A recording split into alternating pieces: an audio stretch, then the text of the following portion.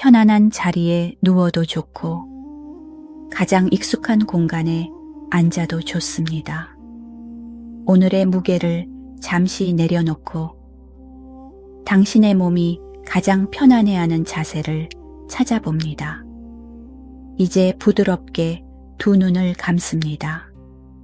하루 종일 바깥을 향해 있던 우리의 시선을 오롯이 안으로 가져오는 시간입니다. 바깥 세상의 문은 닫혔습니다. 지금 이 순간 여기에는 오직 당신과 당신의 숨소리와 그리고 이 공간을 가득 채우는 잔잔한 음악 소리뿐입니다. 이곳은 안전합니다. 누구도 당신을 판단하거나 재촉하지 않습니다. 애써 무언가를 증명할 필요도 감출 필요도 없는 당신만의 안식처입니다. 오늘 하루 어떠셨나요? 아마도 많은 일들이 당신을 스쳐 지나갔을 겁니다. 분주한 발걸음들, 모니터의 차가운 불빛, 쉴 새 없이 울리던 알림 소리. 우리는 늘 무언가를 향해 달려갑니다. 더 나은 내일을 위해, 뒤처지지 않기 위해, 혹은 그저 어제의 관성이 이끄는 대로 그렇게 숨 가쁘게 하루의 끝에 다다르면 문득 텅 빈 공허함이 마음 한구석을 채우곤 합니다. 모두가 잠든 깊은 밤, 홀로 깨어 천장을 바라볼 때가 있지는 않으신가요?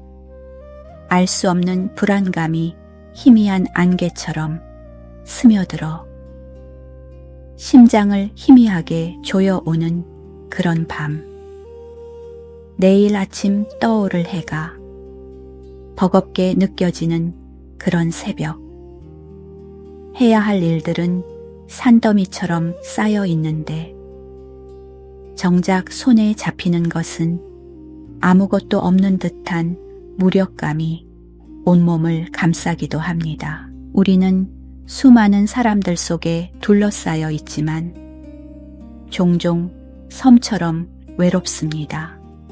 SNS 속 빼곡한 웃음과 행복의 증거들 앞에서 나만 홀로 다른 시간 속에 갇혀 있는 듯한 기분이 들 때가 있습니다.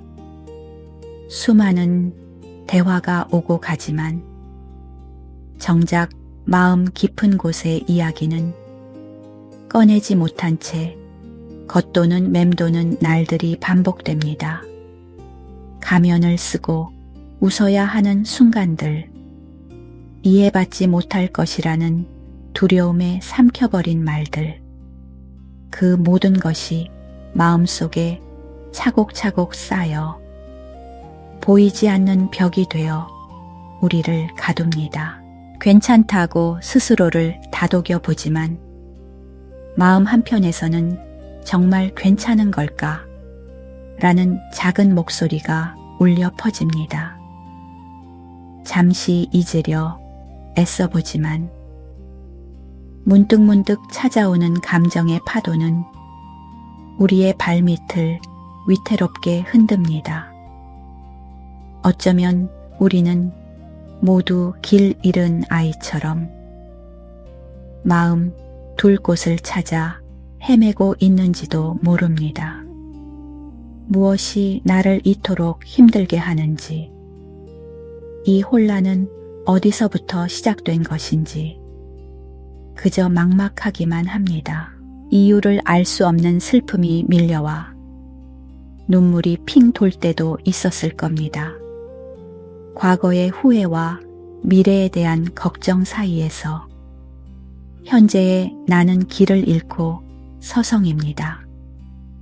다른 사람의 사소한 말 한마디에 온종일 마음이 쓰이고 나의 작은 실수는 거대한 실패처럼 느껴지기도 합니다.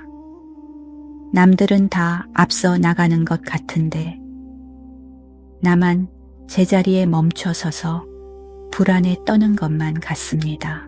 이 모든 마음의 풍경들, 당신이 지금 느끼고 있는 그 불안과 외로움, 스트레스와 공허함, 그것은 결코 당신 혼자만의 것이 아닙니다. 이 시대를 살아가는 많은 이들이 저마다의 무게를 짊어진 채 비슷한 길을 걷고 있습니다. 그러니 괜찮습니다. 지금 그 마음을 느끼고 있는 당신은 이상한 것도 나약한 것도 아닙니다. 그저 스스로의 마음에 더없이 솔직한 것 뿐입니다. 이제 그 모든 마음들을 판단하거나 밀어내려 애쓰지 않아도 괜찮습니다. 그저 내가 지금 불안하구나, 외롭다고 느끼고 있구나 하고 있는 그대로 알아차려 주기만 하면 됩니다.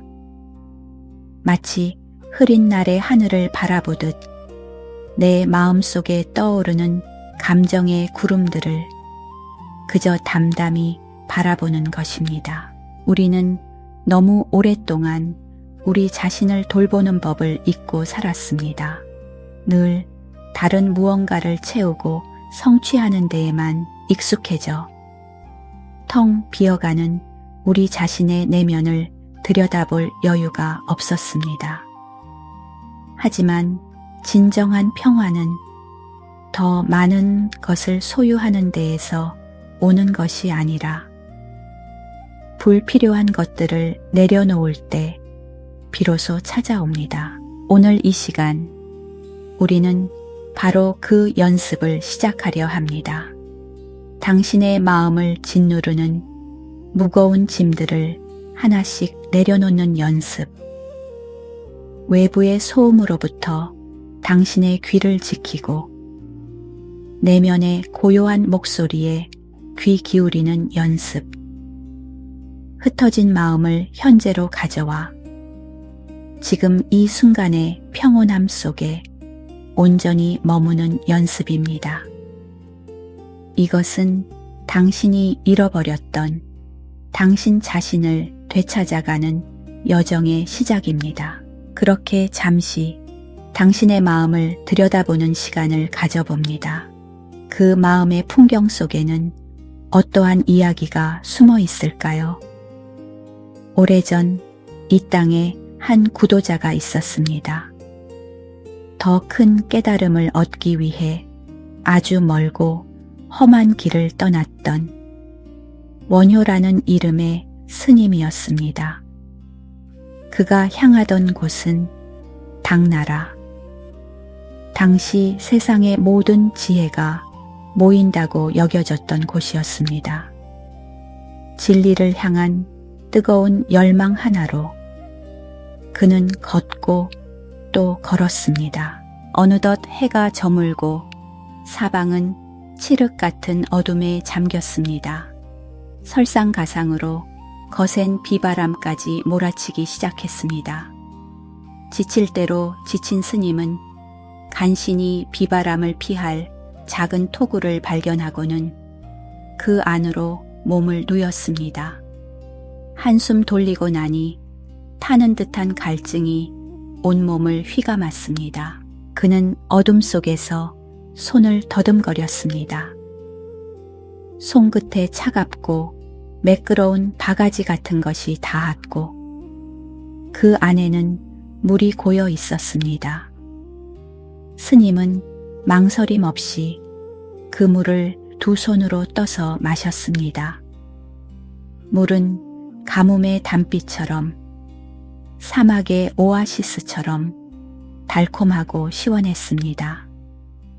그렇게 타는 목마름을 해결한 스님은 세상 어떤 것과도 바꿀 수 없는 평온함을 느끼며 깊은 잠에 빠져들었습니다. 이튿날 아침 잠에서 깨어난 스님은 무심코 주변을 둘러보다가 온몸이 굳는 듯한 충격에 휩싸였습니다. 간밤에 비바람을 피하게 해주었던 아늑한 토굴은 사실 스산한 기운이 감도는 오래된 무덤이었습니다. 그리고 어젯밤 그토록 달콤한 생명수가 되어주었던 바가지는 다름 아닌 뒹구는 해골이었습니다.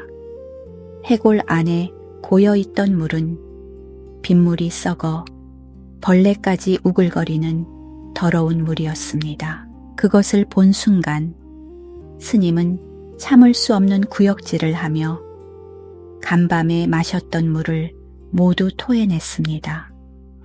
그런데 바로 그 순간 그의 머리를 번개처럼 스치는 하나의 깨달음이 있었습니다. 어젯밤에는 세상에서 가장 달콤했던 물이 왜 오늘 아침에는 이토록 역겹고 더러운 것이 되었는가? 물은 변하지 않았습니다. 어제 그 물과 오늘 이 물은 똑같은 물이었습니다. 변한 것은 오직 하나, 그것을 바라보는 자신의 마음이었습니다. 어젯밤 그것이 해골물이라는 것을 몰랐을 때의 마음은 평온했고 그 물은 감로수였습니다. 하지만 오늘 아침 그것의 실체를 알고 난 후의 마음은 혼란스러웠고 그 물은 구역질 나는 썩은 물이 되었습니다. 달콤함도 더러움도 물 자체에 있었던 것이 아니었습니다. 그것을 만들어낸 것은 바로 자신의 마음이었습니다. 그 자리에서 스님은 크게 외쳤습니다. 세상의 모든 것은 오직 마음이 지어내는 것일 뿐이구나. 마음 밖에는 아무것도 없구나. 이 진리를 깨닫고 나니 천리 길을 걸어 당나라까지 가서 구할 법이 따로 없었습니다. 가장 위대한 스승은, 가장 깊은 경전은 바로 자신의 마음 안에 있었습니다. 그는 발길을 돌렸습니다. 더 이상 당나라로 갈 이유가 없어진 것입니다. 우리의 삶도 이와 다르지 않습니다. 우리를 행복하게 하고 또 우리를 고통스럽게 하는 것들은 사실 그 자체로 어떤 고정된 성질을 가지고 있는 것이 아닙니다. 어제의 나를 기쁘게 했던 어떤 사람의 말이 오늘은 깊은 상처가 되어 돌아오기도 합니다. 모두가 부러워하는 성공을 손에 쥐고도 마음 한구석은 여전히 공허하고 불안하기도 합니다. 우리가 겪는 괴로움의 실체는 그 대상이나 상황에 있는 것이 아니라 그것을 괴롭다고 규정하고 싫다고 밀어내며 없어져야 한다고 집착하는 우리의 마음에 뿌리를 두고 있습니다.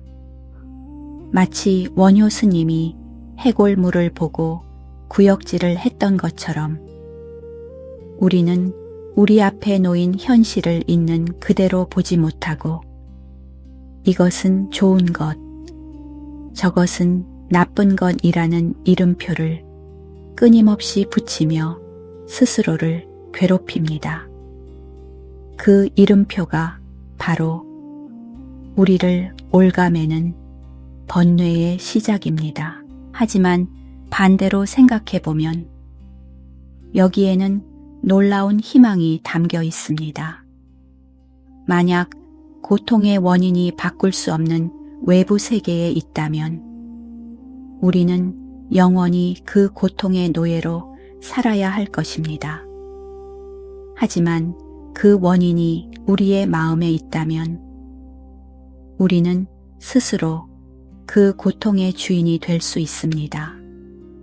마음을 다스릴 수 있다면 우리는 세상의 그 어떤 파도 위에서도 평온하게 춤을 출 수 있는 자유를 얻게 됩니다.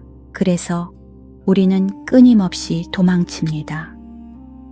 마음에 들지 않는 감정이 찾아오면 그것을 느끼지 않기 위해 다른 무언가로 주의를 돌립니다. 더 바쁘게 일하고, 더 자극적인 것을 보고, 더 많은 사람들을 만나며 마음의 소란을 잠재우려 합니다. 불안이라는 손님이 찾아오면 문을 걸어 잠그고 없는 척합니다. 슬픔이라는 그림자가 드리우면 애써 밝은 불을 켜 그 그림자를 지우려 발버둥 칩니다. 하지만 우리가 밀어내려 하면 할수록 그 감정들은 더욱 끈질기게 우리를 따라옵니다.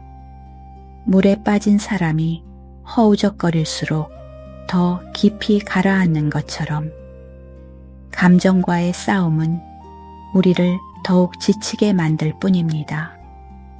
고통을 피하려는 그 마음 자체가 또 다른 고통을 낳는 셈입니다. 그렇다면 잠시 멈추어 서서 바라보는 것은 어떨까요? 도망치지도 싸우지도 않고 그저 지금 여기에 그것이 있음을 가만히 허락해 주는 것입니다. 이것은 고통을 좋아하거나 즐기라는 의미가 아닙니다. 패배를 인정하라는 것도 아닙니다. 그저 내 마음속에서 일어나고 있는 현상을 옳고 그름의 판단 없이 있는 그대로 바라봐 주는 것입니다. 마치 하늘에 구름이 흘러가는 것을 언덕에 누워 바라보듯이 말입니다. 먹구름이 온다고 해서 하늘이 애써 그것을 밀어내지 않습니다. 흰 구름이 온다고 해서 하늘이 그것을 붙잡아 두지도 않습니다. 하늘은 그저 모든 구름이 자유롭게 왔다가 머물다 제 갈 길을 가도록 묵묵히 자리를 내어줄 뿐입니다. 우리의 마음도 본래 그 하늘과 같습니다. 불안도 슬픔도 외로움도 그저 우리의 마음이라는 넓은 하늘을 잠시 스쳐 지나가는 구름일 뿐입니다. 우리는 그 구름이 아니라 그 모든 것을 담아내는 고요한 하늘 그 자체입니다. 그 고요한 하늘의 마음을 되찾는 첫걸음이 바로 우리의 호흡을 알아차리는 것입니다. 호흡은 과거나 미래에 머물지 않습니다. 언제나 지금 여기에 있습니다.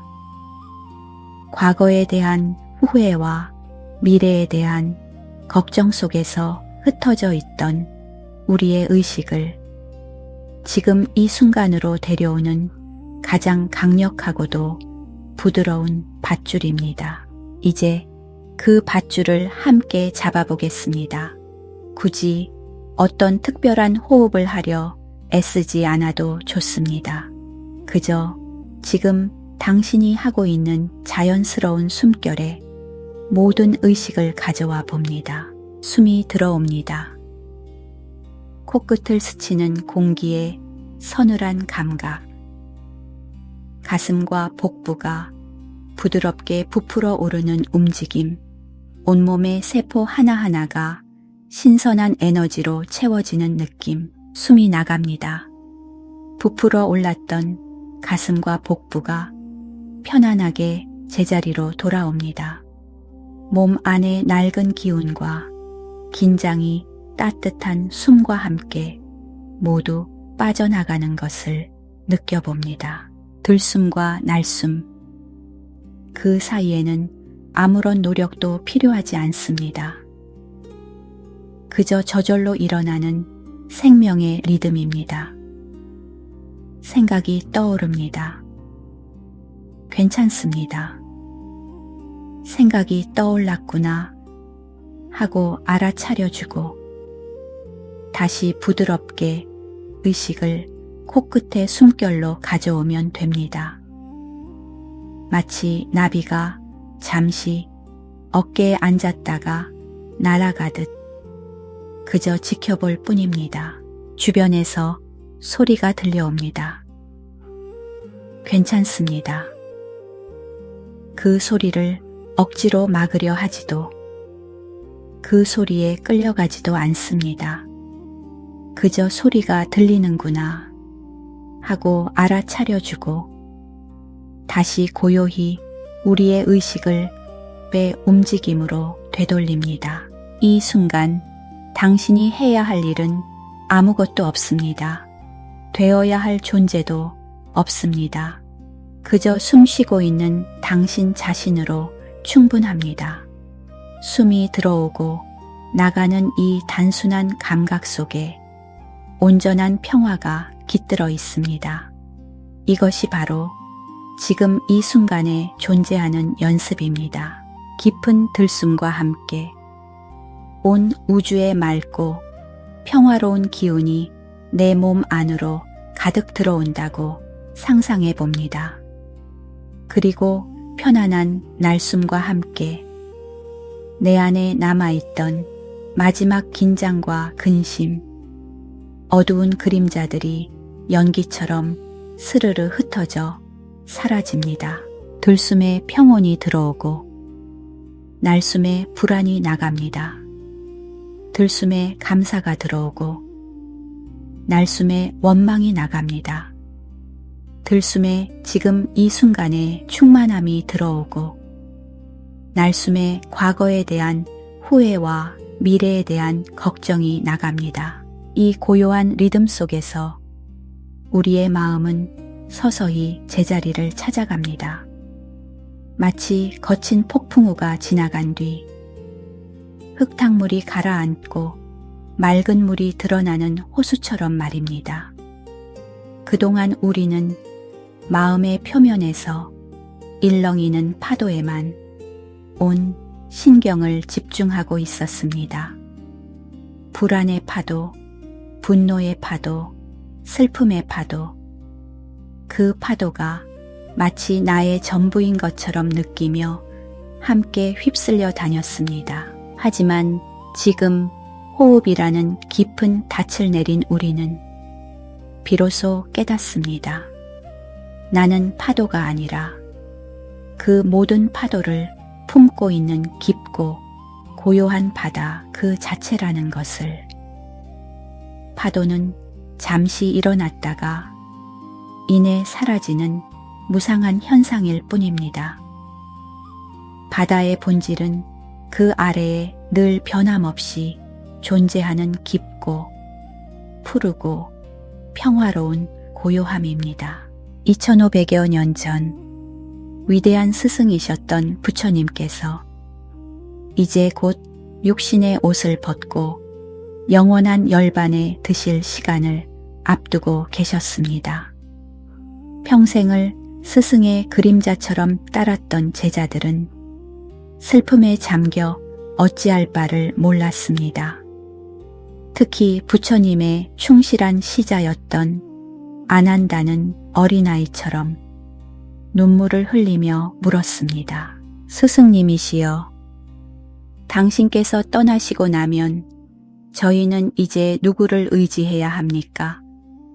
어둠 속을 헤맬 때 누구를 등불로 삼아야 하며 길을 잃었을 때 누구에게 가르침을 구해야 합니까?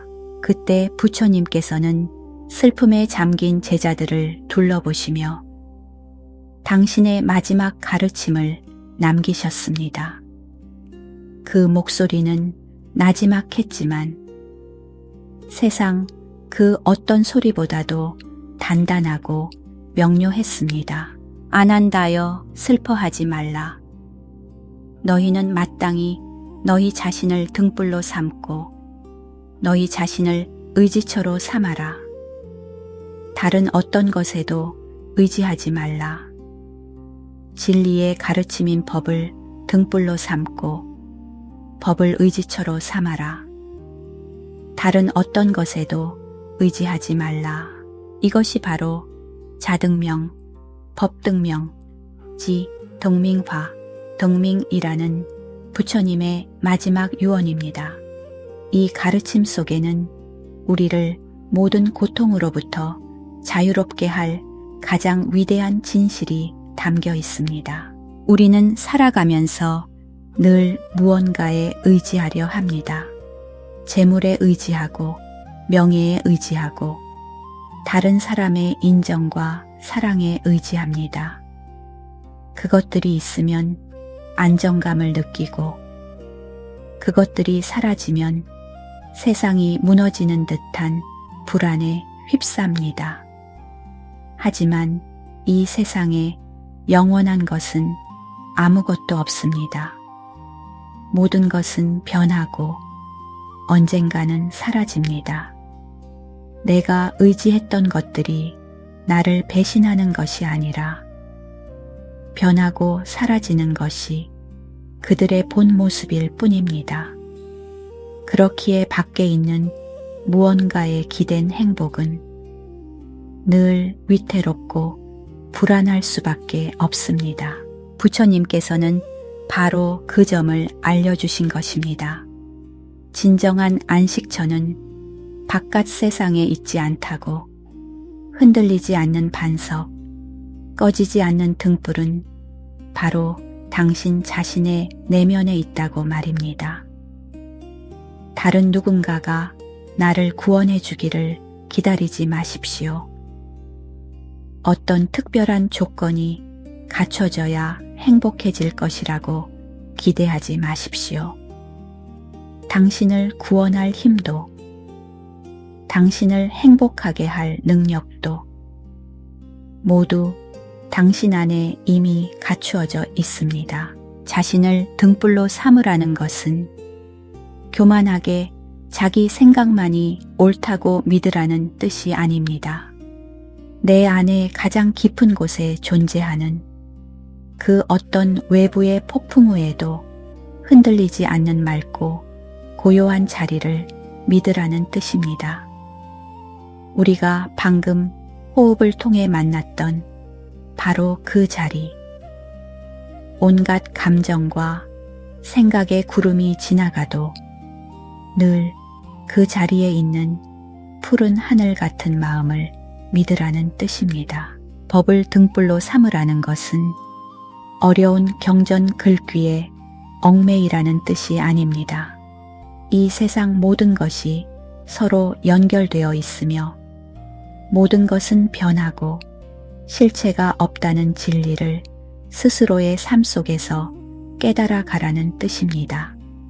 지금 이 순간 당신의 들숨과 날숨이 바로 가장 위대한 법문입니다.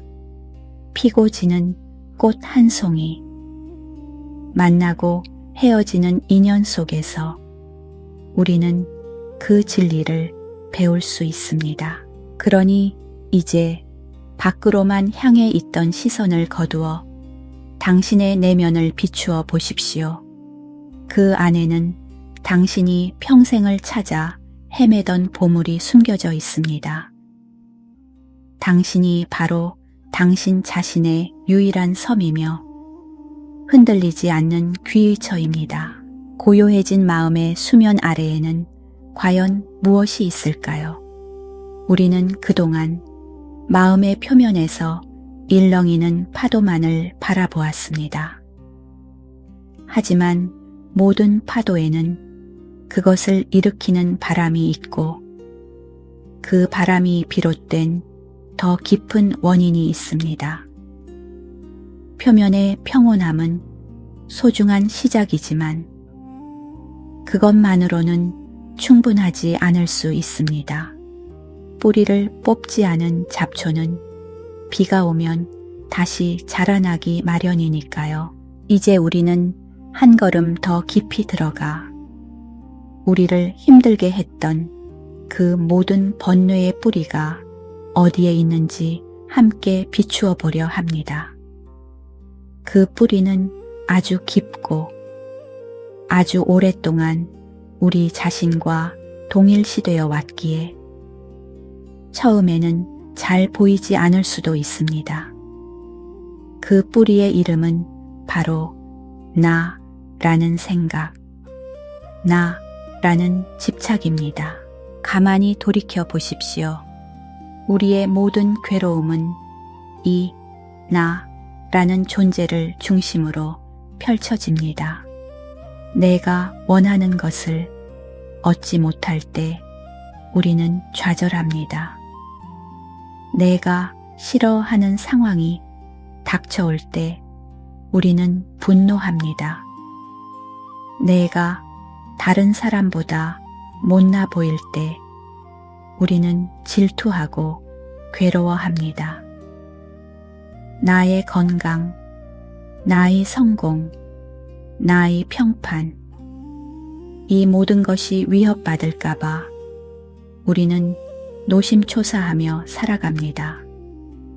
이 작지만 강력한 나라는 감옥에 우리 스스로를 가두고 있는 셈입니다.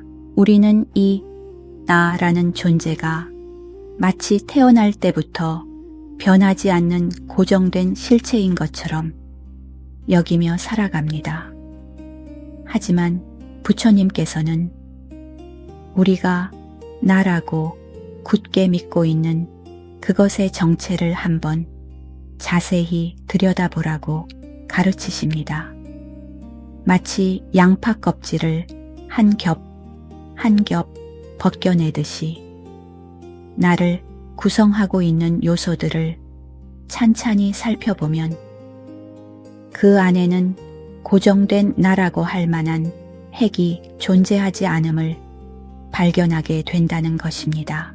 불교에서는 우리가 나라고 부르는 존재가 5가지 요소의 임시적인 모임, 즉 오온, 우윤으로 이루어져 있다고 설명합니다. 온, 윤이라는 말은 무더기 또는 집합을 의미합니다. 그렇습니다.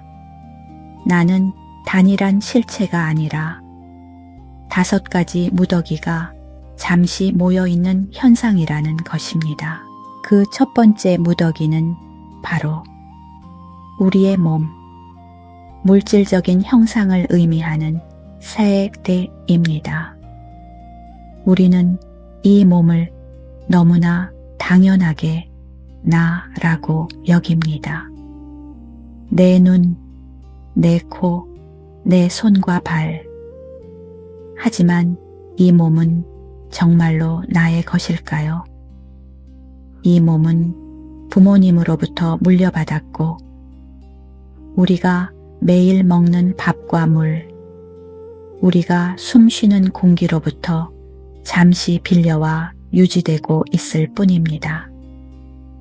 땅의 기운, 물의 기운, 불의 기운, 바람의 기운, 이 4가지 요소가 잠시 모여 이 몸을 이루었다가 인연이 다하면 다시 흩어져 자연으로 돌아갑니다. 어린 시절의 내 몸과 지금의 내 몸은 같지 않습니다. 10년 후의 내 몸 또한 지금과는 다를 것입니다. 몸의 세포는 끊임없이 죽고 새로 태어나기를 반복합니다. 이처럼 잠시도 멈추지 않고 변해가는 흐름 속에서 우리는 대체 어느 지점을 붙잡고 이것이 영원한 나다라고 말할 수 있을까요? 이 몸은 영원한 내가 아니라 잠시 내가 머무는 집과 같습니다. 언젠가는 떠나야 할 임시 거처일 뿐입니다. 두 번째 무더기는 느낌, 즉 수에류입니다. 우리의 몸이 외부 세계와 만날 때 우리는 3가지 종류의 느낌을 경험합니다. 즐거운 느낌, 괴로운 느낌, 그리고 즐겁지도 괴롭지도 않은 무덤덤한 느낌. 맛있는 음식을 먹을 때의 즐거움, 날카로운 것에 찔렸을 때의 괴로움, 아무런 자극이 없을 때의 덤덤함. 이 느낌들은 쉴 새 없이 일어나고 또 사라집니다. 즐거운 느낌은 영원히 머물지 않고 괴로운 느낌 또한 언젠가는 반드시 끝이 납니다. 마치 물 위에 떠오른 물거품처럼 잠시 모습을 드러냈다가 흔적도 없이 사라지는 것이 느낌의 본질입니다. 하지만 우리는 이 찰나의 느낌에 집착합니다. 즐거운 느낌은 어떻게든 붙잡으려 애쓰고 괴로운 느낌은 어떻게든 밀어내려 발버둥 칩니다. 이 과정에서 느낌은 더욱 강렬해지고 우리는 그 느낌의 노예가 되어 끌려다닙니다. 느낌은 그저 스쳐 지나가는 손님일 뿐 내가 아닙니다. 세 번째 무더기는 상상입니다. 이것은 우리의 마음이 어떤 대상을 인식하고 거기에 이름을 붙이며 그에 대한 이미지를 만들어내는 작용을 말합니다. 우리는 눈으로 어떤 형태를 보고 꽃이라는 이름을 붙입니다. 귀로 소리를 듣고 새소리라고 개념을 정합니다. 코로 냄새를 맡고 향기롭다는 생각을 떠올립니다. 이 과정은 단순히 정보를 처리하는 것을 넘어섭니다. 우리는 우리가 만든 그 이름과 이미지에 과거의 기억과 경험, 좋고 싫다는 감정을 덧씌웁니다. 똑같은 바다를 보고도 어떤 사람은 어린 시절의 즐거운 추억을 떠올리며 평화로움을 느끼고 다른 사람은 물에 빠졌던 끔찍한 기억 때문에 두려움을 느낍니다. 바다는 그저 바다일 뿐이지만 우리의 마음속 상이 그것을 평화로운 바다 혹은 두려운 바다로 만들어내는 것입니다. 우리는 세상을 있는 그대로 보지 못하고 이 상이라는 색안경을 통해 왜곡된 모습으로 바라봅니다. 우리는 다른 사람의 실제 모습을 보는 것이 아니라 내가 그 사람에 대해 만들어 놓은 이미지를 보고 사랑하고 미워합니다. 이처럼 끊임없이 변하고 지극히 주관적인 생각의 작용을 어떻게 변하지 않는 참된 나라고 할 수 있겠습니까? 생각은 그저 떠오르고 사라지는 마음의 그림일 뿐 내가 아닙니다. 네 번째 무더기는 행싱입니다. 이것은 느낌과 생각을 바탕으로 일어나는 우리의 의지, 의도, 그리고 마음속의 모든 역동적인 움직임을 포함합니다. 즐거운 느낌이 들면 더 갖고 싶다는 욕망이 일어나고 괴로운 느낌이 들면 피하고 싶다는 미움이 일어납니다. 어떤 생각을 옳다고 믿으면 그것을 고집하려는 의지가 생겨납니다. 사랑, 미움, 질투, 자비, 분노, 결심. 이 모든 것이 행에 속합니다. 이것은 우리 마음의 가장 깊은 곳에 있는 습관적인 에너지와도 같습니다. 아주 오랫동안 반복되어 온 반응의 패턴입니다. 어떤 상황이 주어지면 우리는 거의 자동적으로 특정한 감정과 의지를 일으킵니다. 어떤 사람은 비판을 들으면 즉시 분노로 반응하고 어떤 사람은 불안으로 반응합니다. 이처럼 행은 우리의 말과 행동을 이끌어가는 보이지 않는 힘이며 비애를 만드는 직접적인 원인이 됩니다. 하지만 이 강력한 마음의 작용 또한 실체가 있는 나는 아닙니다. 그것은 조건에 따라 일어나는 반응일 뿐입니다. 마치 바람이 불면 나뭇가지가 흔들리듯이 인연을 만나면 마음의 파도가 일어나는 것과 같습니다. 바람이 멎으면 나뭇가지는 고요해지듯 수행을 통해 우리는 이 마음의 습관적인 반응들을 잠재우고 변화시킬 수 있습니다. 변화할 수 있는 것을 어떻게 영원한 나라고 할 수 있겠습니까? 마음의 의지는 그저 피어났다가 쓰러지는 에너지의 흐름일 뿐 내가 아닙니다. 마지막 5번째 무더기는 식시입니다. 이것은 대상을 분별하고 인식하는 순수한 알아차림의 기능, 즉 의식작용을 말합니다. 눈이 형태를 만날 때 본다는 알아차림이 생겨나고 귀가 소리를 만날 때 듣는다는 알아차림이 생겨납니다. 마음이 생각을 만날 때 생각한다는 알아차림이 일어납니다. 이 식은 앞선 4가지 무더기가 활동할 수 있는 바탕이 됩니다. 마치 스크린이 있어야 영화가 상영될 수 있듯이 이 알아차림의 바탕 위에서 우리는 보고, 듣고, 느끼고, 생각할 수 있습니다. 그래서 우리는 종종 이 순수한 의식, 이 알아차리는 마음을 진정한 나 혹은 영혼이라고 착각하기 쉽습니다.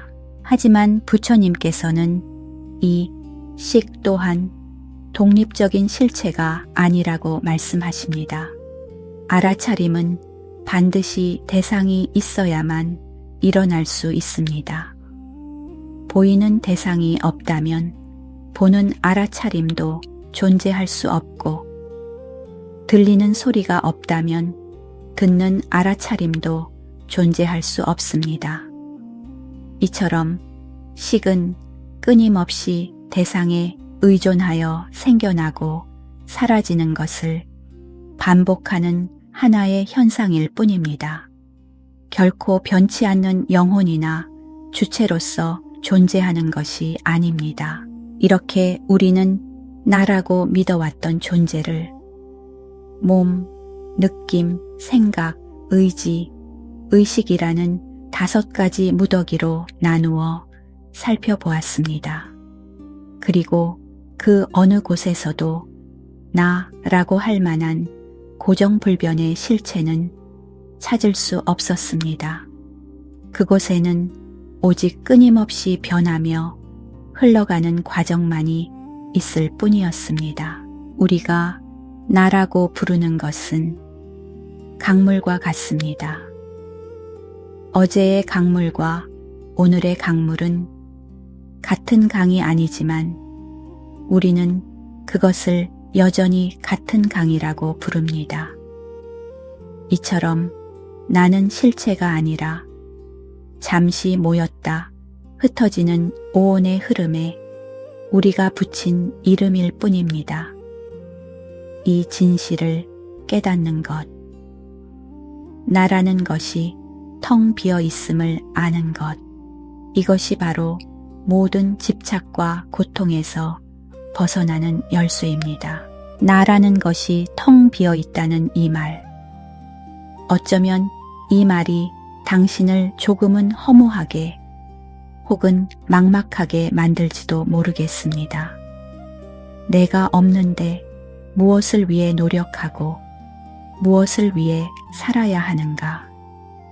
텅 비어 있다는 것이 아무것도 없는 허무와 같은 말이라면 우리의 삶은 너무나 무의미하게 느껴질 것입니다.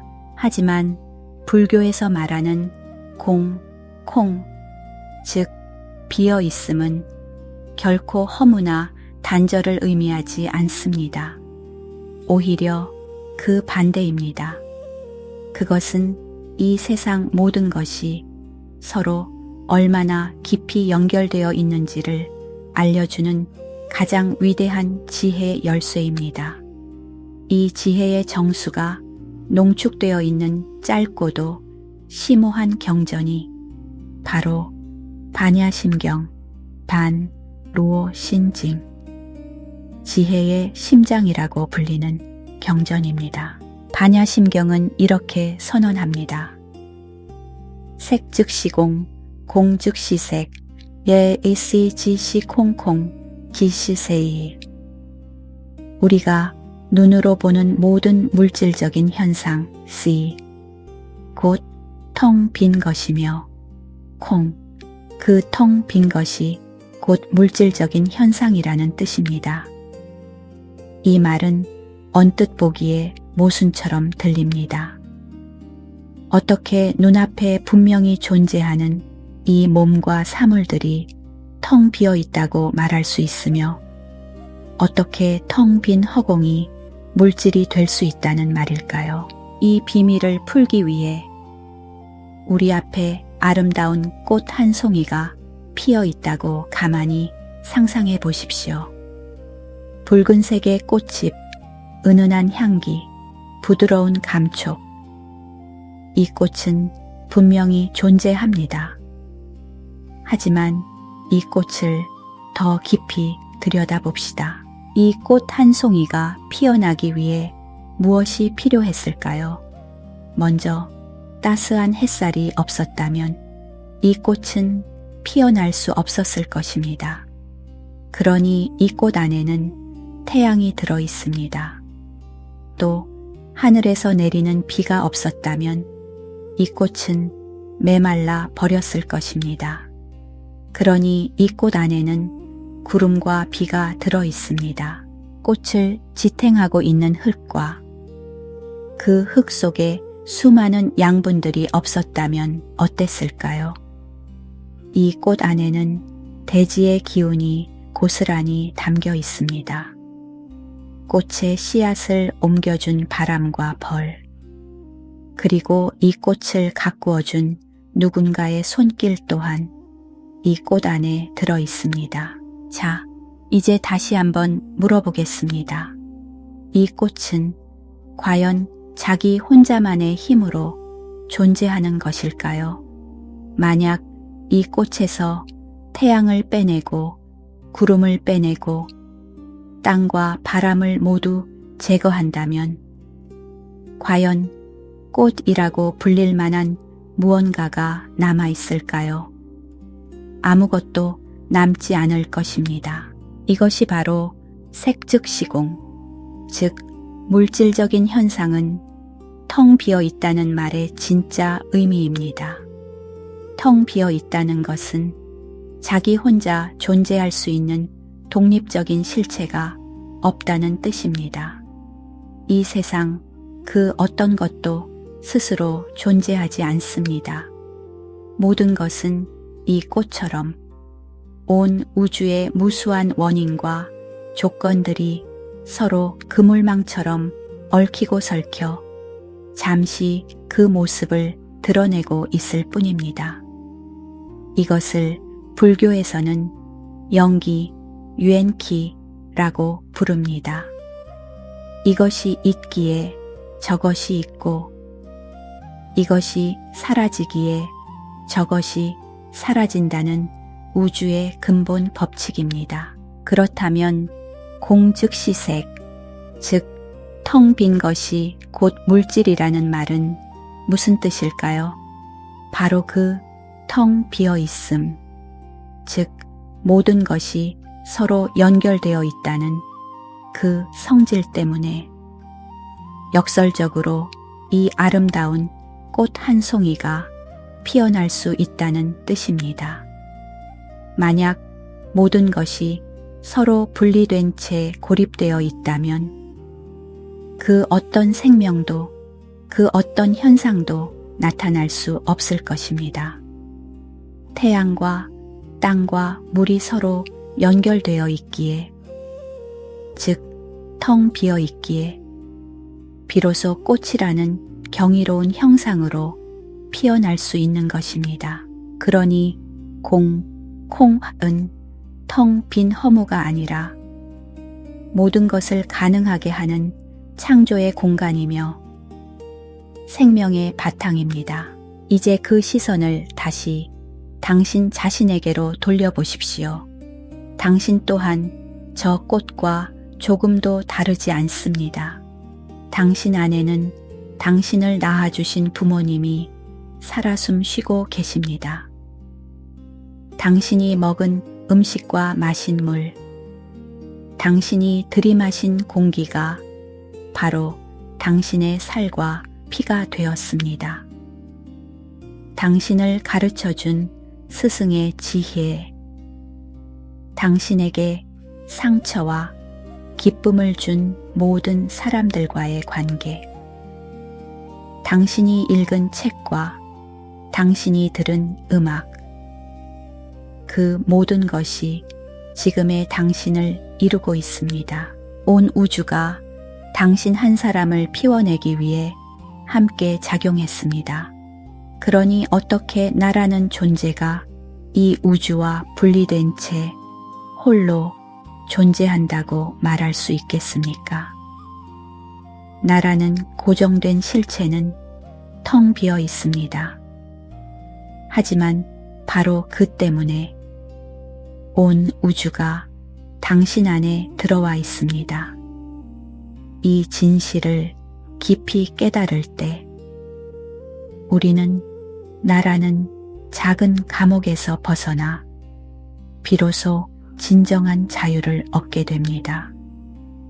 외로움과 고립감은 사라지고 모든 존재와의 깊은 연결감 속에서 따뜻한 연민과 감사가 저절로 피어납니다. 하지만 이토록 눈부신 진리를 우리는 왜 일상 속에서 잊고 살아가는 것일까요? 온 우주가 나와 하나이며 내가 곧 우주라는 이 경이로운 사실 앞에서 우리의 마음은 왜 여전히 사소한 일에 흔들리고 괴로워하며 밤잠을 설치는 것일까요?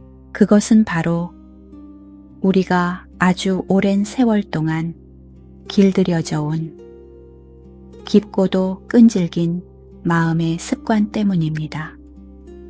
연기의 진리, 공의 지혜를 머리로는 어렴풋이 이해할지라도 우리의 마음은 여전히 나라는 것이 저 우주와는 분리된 채 이 몸 안에 홀로 외롭게 존재한다는 착각에서 벗어나지 못하고 있습니다. 이 근원적인 착각, 즉 진리를 보지 못하는 어리석음을 불교에서는 치키라고 부릅니다. 이것이 바로 우리를 괴롭히는 모든 번뇌의 첫 번째 뿌리이자 가장 깊은 독두입니다. 이 어리석음의 안개 속에서 우리는 세상을 있는 그대로 보지 못하고 나라는 작은 창문을 통해서만 세상을 바라봅니다. 이 나라는 것이 실제한다고 굳게 믿기 때문에 우리는 본능적으로 나에게 이로운 것, 나를 즐겁게 하는 것을 필사적으로 끌어당기려 합니다. 이것이 바로 두 번째 독인 탐탄, 즉 탐욕과 집착입니다. 우리는 칭찬을 갈망하고 재물을 탐하며 즐거운 감각이 영원하기를 바랍니다. 하지만 세상 모든 것은 변하고 잠시 머물다 사라지는 것이 그 본질입니다. 칭찬은 이내 비난으로 변하고 재물은 언젠가 흩어지며 즐거웠던 순간은 아쉬운 기억으로 남습니다. 우리는 이 당연한 흐름에 저항하며 사라져가는 것들을 붙잡으려 애를 씁니다. 그 애쓰는 마음이 바로 고통입니다. 채워도 채워지지 않는 갈증과 같습니다. 마시면 마실수록 목이 더 타들어가는 소금물과도 같습니다. 이 탐욕의 불길은 우리의 마음을 잠시도 쉬지 못하게 하고 늘 무언가를 찾아 헤매는 가난한 마음으로 만듭니다. 반대로 나를 위협하고 나를 불편하게 하며 나의 자존심을 상하게 하는 것들은 어떻게든 밀어내려 합니다. 이것이 바로 세 번째 독인 진, 첸, 즉 분노와 증오, 미움입니다. 우리는 나를 비난하는 사람을 미워하고 뜻대로 되지 않는 상황에 분노하며 육체의 고통과 늙고 병듦을 혐오합니다. 우리는 이 모든 불쾌한 것들이 내 삶에서 영원히 사라지기를 바랍니다. 하지만 삶이란 본래 즐거움과 괴로움이 함께하는 것입니다. 빛이 있으면 그림자가 있듯이 만남이 있으면 헤어짐이 있고 기쁨이 있으면 슬픔이 있기 마련입니다. 이 자연스러운 삶의 이치를 거부하고 오직 좋은 것만을 취하려는 마음이 우리를 분노하게 만듭니다. 하지만 분노는 문제를 해결하는 것이 아니라 오히려 우리 자신을 먼저 불태우는 뜨거운 숯과 같습니다. 미움은 상대방을 해치기 전에 그것을 품고 있는 나의 마음을 먼저 병들게 합니다. 이처럼 탐욕, 단, 과, 분노, 첸,와 어리석음, 이 세 가지 마음의 독은 서로가 서로의 꼬리를 물고 끝없이 돌고 돕니다.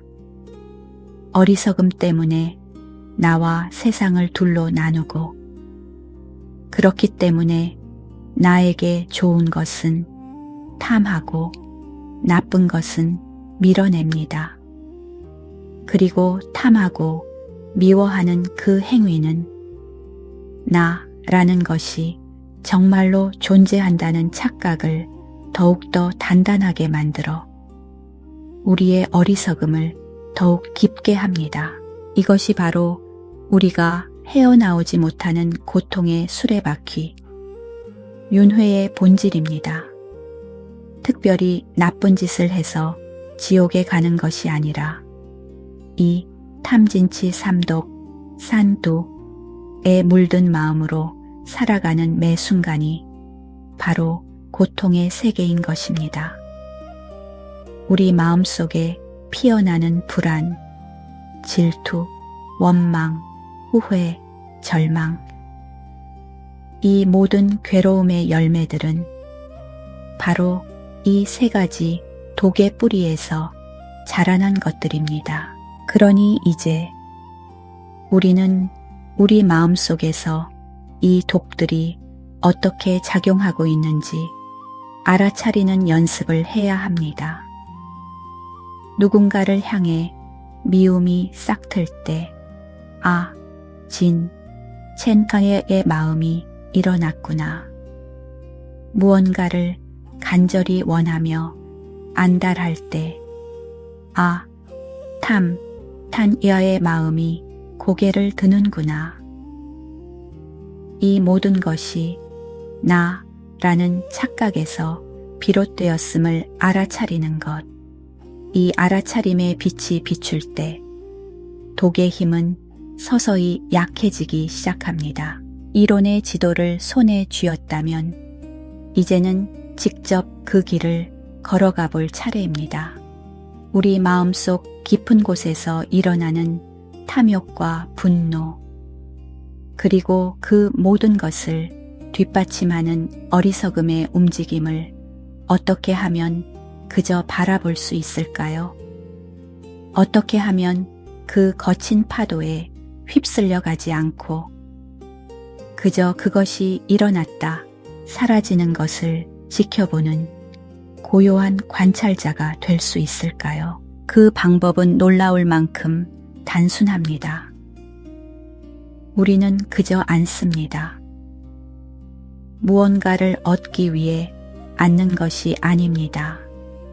깨달음이라는 특별한 상태를 성취하기 위해 앉는 것도 아닙니다. 마음속의 시끄러운 생각들을 없애기 위해 앉는 것도 아닙니다. 우리는 그저 아무런 목적 없이 지금 이 순간 여기에 존재하기 위해 앉습니다. 이것이 바로 좌선도 찬, 즉 앉는 명상입니다. 이제 당신이 가장 편안하게 앉을 수 있는 자리를 찾아봅니다. 바닥에 방석을 놓고 앉아도 좋고 의자에 허리를 펴고 앉아도 괜찮습니다. 중요한 것은 엉덩이와 무릎이 안정적으로 몸을 지지하여 척추가 자연스럽게 바로 설 수 있도록 하는 것입니다. 척추를 억지로 꼿꼿하게 세우려 애쓰지 마십시오. 마치 동전을 하나하나 쌓아 올린 탑처럼 각각의 뼈마디가 중력에 순응하여 편안하게 제자리를 찾도록 합니다. 어깨의 힘을 부드럽게 빼고 턱은 살짝 안으로 당깁니다. 두 손은 배꼽 아래 단전에 모아 오른손 손바닥 위에 왼손 손등을 가만히 올려놓고 두 엄지손가락을 살짝 맞닿게 합니다. 눈은 완전히 감거나 아니면 시선을 아래로 떨어뜨려 코끝이나 전방 한두 걸음 앞의 바닥을 편안하게 바라봅니다. 입은 다물고 혀는 위심몸에 가볍게 붙입니다. 이제 모든 준비가 끝났습니다. 더 이상 할 일은 아무것도 없습니다. 우리는 그저 이 자세로 여기에 앉아 있을 뿐입니다. 처음에는 어색하고 불편하게 느껴질 수 있습니다. 다리가 저려오기도 하고 허리가 뻐근하게 느껴질 수도 있습니다. 괜찮습니다. 그저 다리가 저리구나, 허리가 아프구나 하고 그 감각을 알아차려 줍니다. 그 감각과 싸우려 하지도 그것으로부터 도망치려 하지도 않습니다. 그저 지금 여기에 그 감각이 함께 있음을 허락합니다. 얼마 지나지 않아 마음속에서 온갖 생각들이 피어오르기 시작할 것입니다. 어제 있었던 일, 내일 해야 할 일, 누군가에게 했던 말, 풀지 못한 걱정거리들. 생각은 꼬리에 꼬리를 물고 우리를 과거와 미래로 끊임없이 데려가려 할 것입니다. 이것은 지극히 자연스러운 현상입니다. 우리의 마음은 생각하도록 만들어졌습니다. 좌선은 생각을 멈추는 훈련이 아닙니다. 그것은 불가능합니다. 좌선은 그 생각의 흐름에 우리가 끌려가지 않고 그저 강둑에 앉아 강물이 흘러가는 것을 바라보듯 한 걸음 물러서서 지켜보는 연습입니다. 생각이 떠오르면 아, 생각이 떠올랐구나 하고 조용히 알아차립니다. 그 생각이 어떤 내용인지 따라가거나 그 생각이 옳은지 그른지 판단할 필요가 없습니다. 마치 하늘에 뜬 구름을 보듯이 그저 나타났다가 잠시 머물다 이내 사라져가는 것을 지켜볼 뿐입니다. 그리고는 다시 부드럽게, 아주 부드럽게 당신의 의식을 지금 이 순간에 몸의 감각으로 되돌려 옵니다. 방석에 닿아 있는 엉덩이의 무게감, 바닥을 딛고 있는 다리의 느낌, 들숨과 날숨에 따라 미세하게 움직이는 아랫배의 감각, 어느새 또 마음이 다른 생각에 팔려가 있는 것을 발견하게 될 것입니다. 괜찮습니다. 100번을 놓쳤다면 100번을 다시 알아차리고 돌아오면 됩니다. 1000번을 헤맸다면 1000번을 다시 부드럽게 제자리로 돌아오면 됩니다. 이 과정에서 자신을 자책하거나 실망할 필요는 전혀 없습니다. 생각이 떠도는 것을 알아차리는 바로 그 순간이 깨어남의 순간입니다. 헤맸다는 것을 알아차리고 부드럽게 돌아오는 그 친절한 행위 자체가 바로 수행의 전부입니다. 그렇게 그저 앉아 있습니다. 애쓰지 않고 기대하지 않고 찾아오는 모든 것을 허락하고 떠나가는 모든 것을 붙잡지 않습니다. 이 고요한 침묵 속에서 우리는 비로소 우리 마음의 진짜 모습을 보게 됩니다. 모든 생각과 감정들이 실체가 있는 나가 아니라 그저 조건 따라 잠시 일어났다가 사라지는 손님에 불과하다는 것을, 그리고 나는 그 모든 손님들을 맞이하고 배웅하는 크고 고요한 집의 주인이라는 것을 말입니다. 이 단순한 앉음 속에 모든 속박으로부터의 자유가 있습니다. 그렇게 고요히 앉아 우리의 내면을 들여다볼 때 우리는 비로소 알게 됩니다.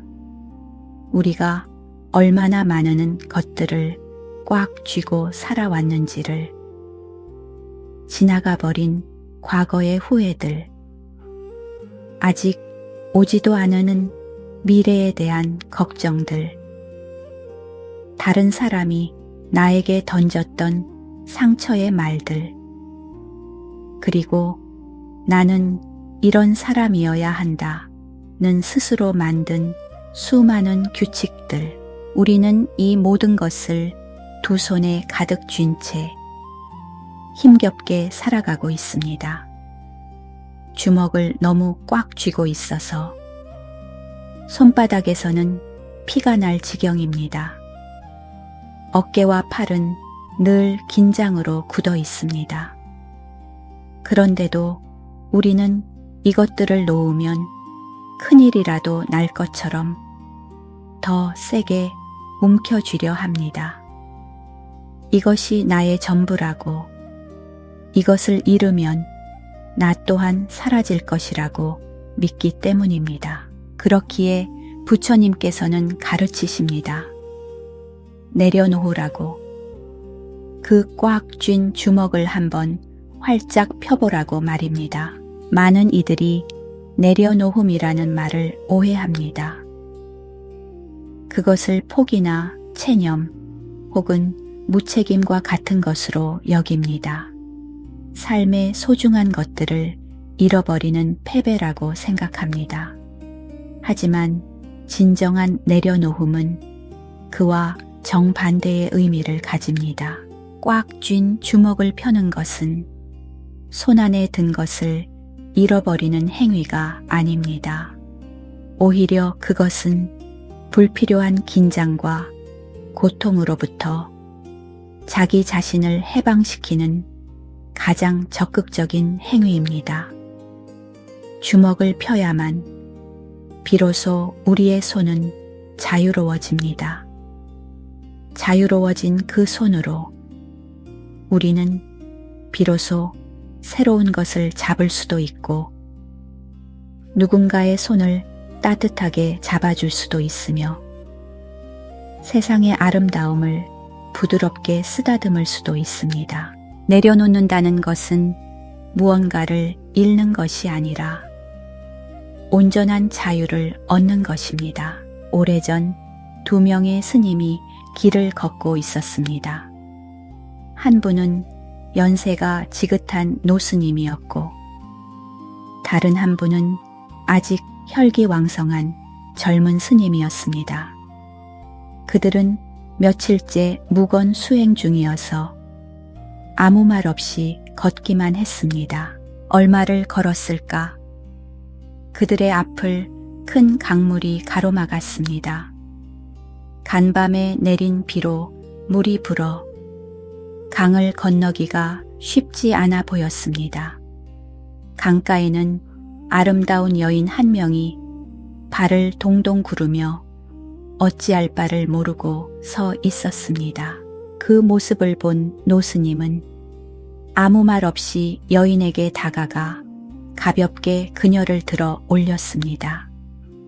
그리고는 성큼성큼 강을 건너 저편 강둑에 여인을 안전하게 내려주었습니다. 여인은 고개 숙여 감사 인사를 했고 노스님은 그저 가볍게 고개를 끄덕인 후 다시 자신의 길을 갈 뿐이었습니다.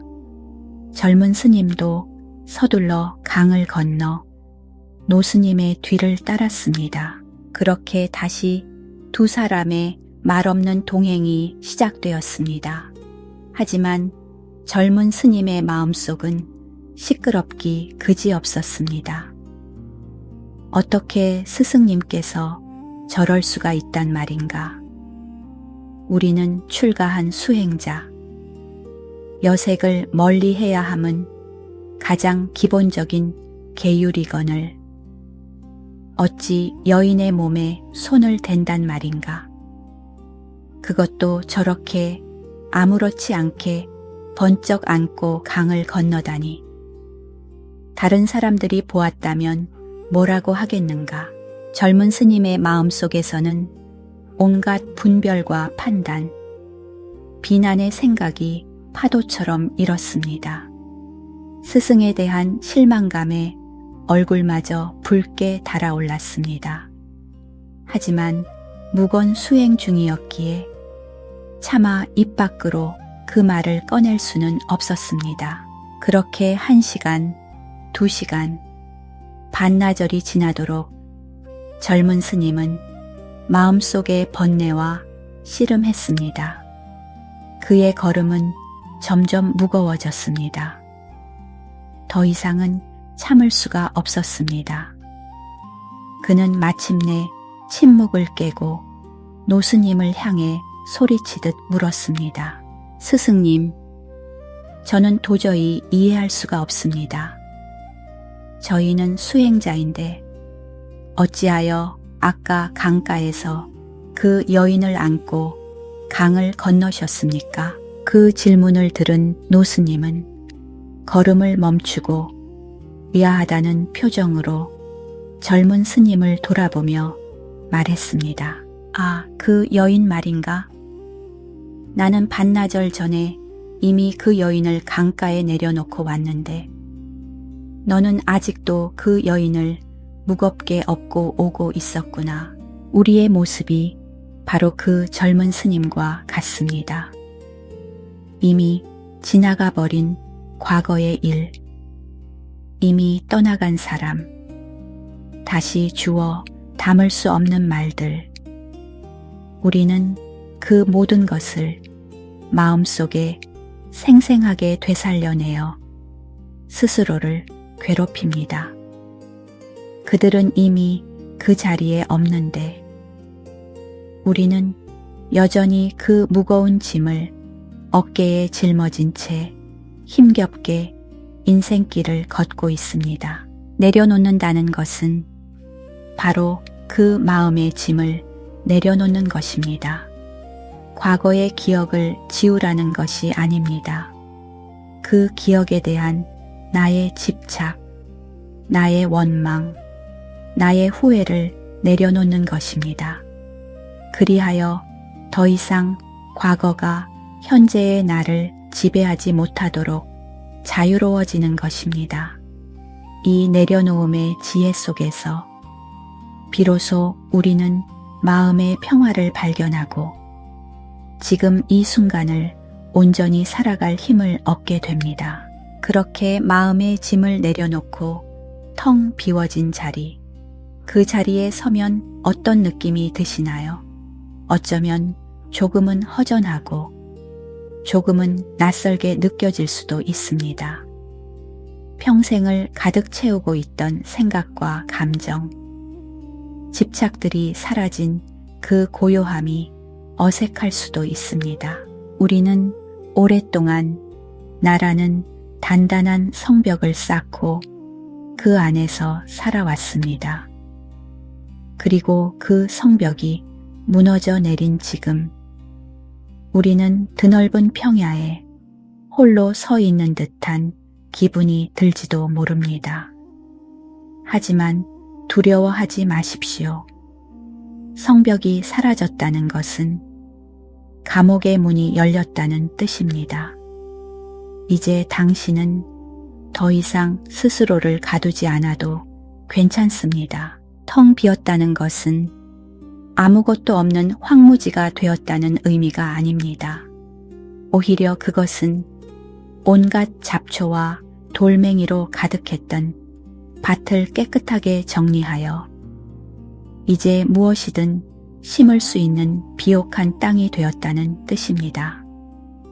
미움과 원망, 집착이라는 잡초를 뽑아낸 그 자리에 우리는 이제 세상에서 가장 아름다운 씨앗을 심을 수 있습니다.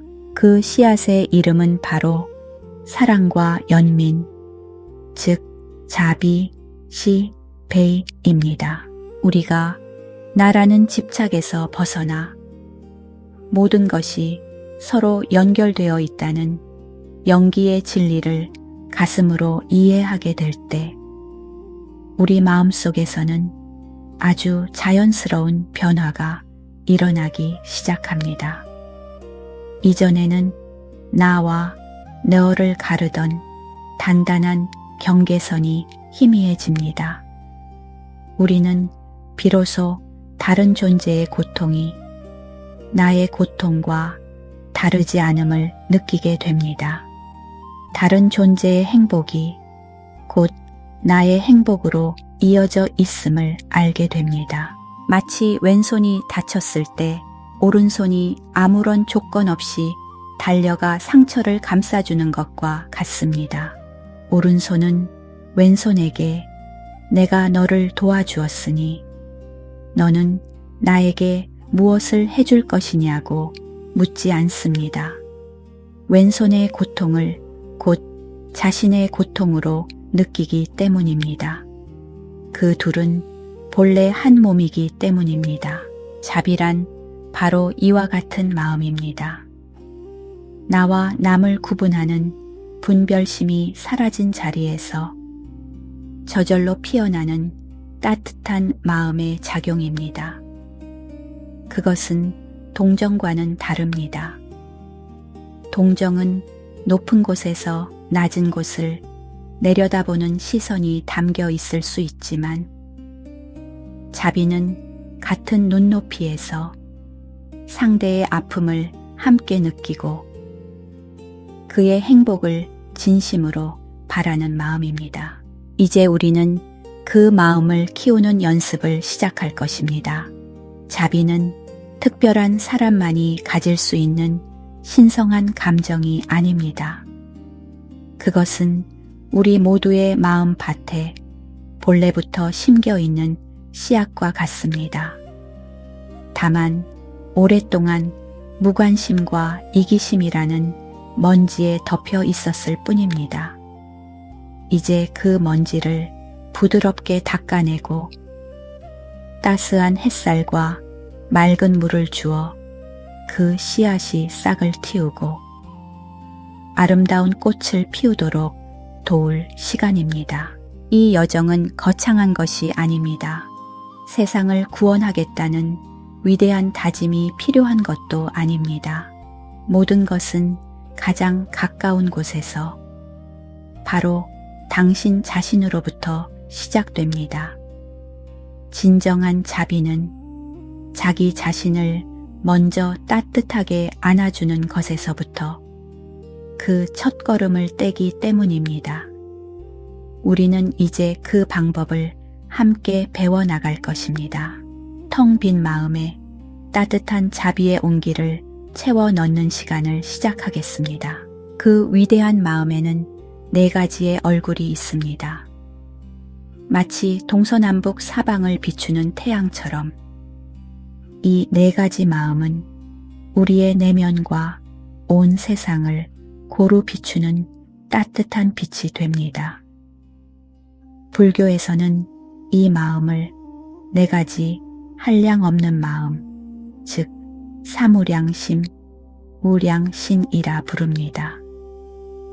그 사랑과 연민의 범위에 끝이 없고 그 대상에 차별이 없기 때문입니다.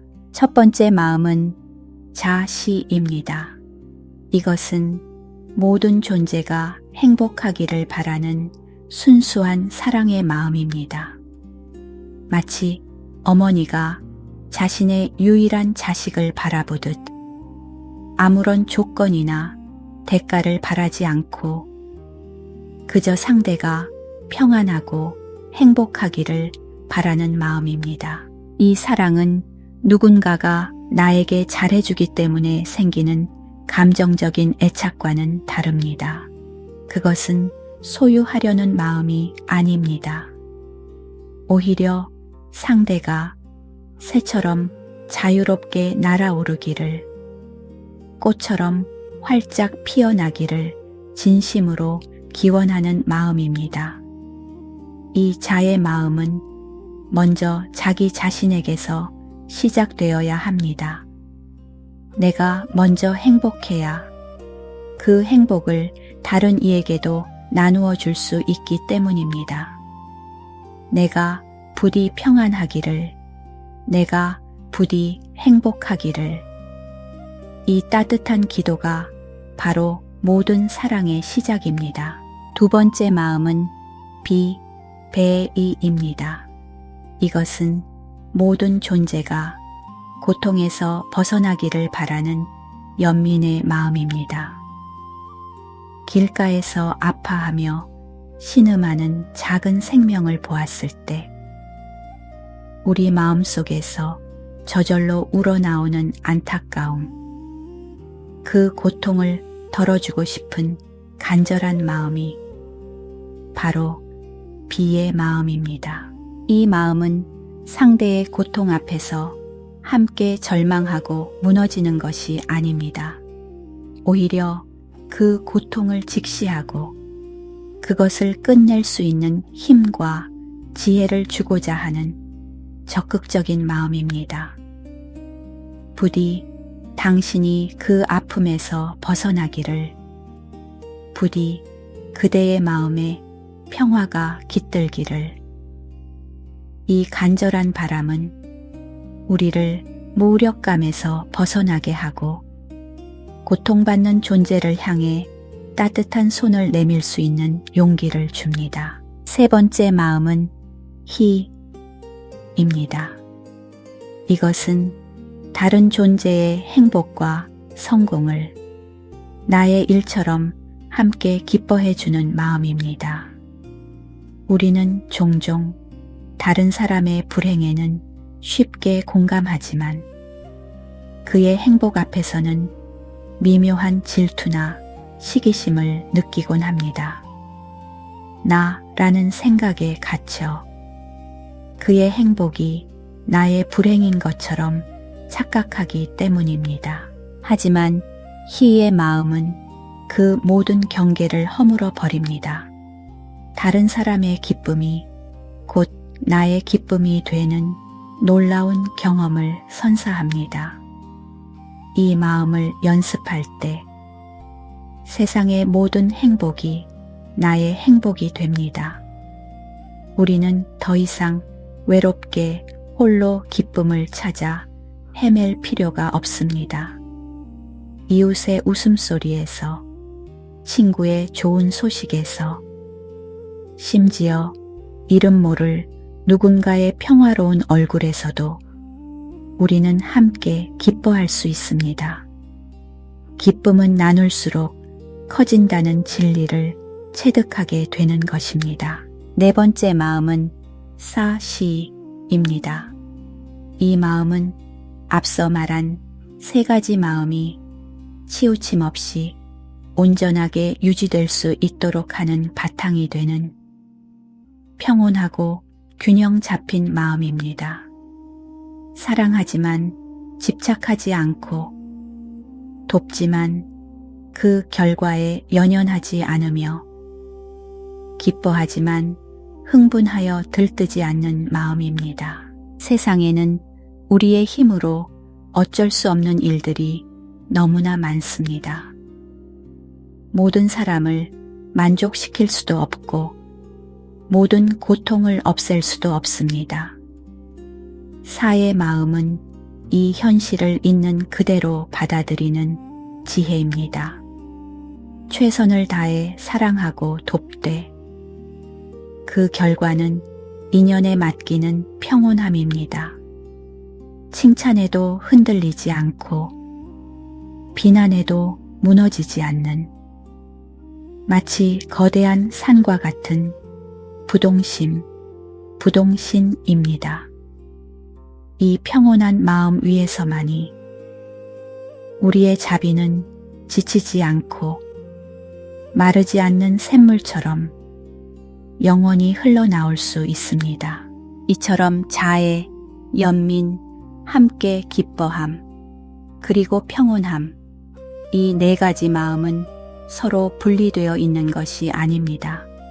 서로가 서로를 돕고 서로를 깊게 하며 마침내 하나의 온전한 마음, 모든 존재를 차별 없이 끌어안는 위대한 사랑의 마음을 완성합니다.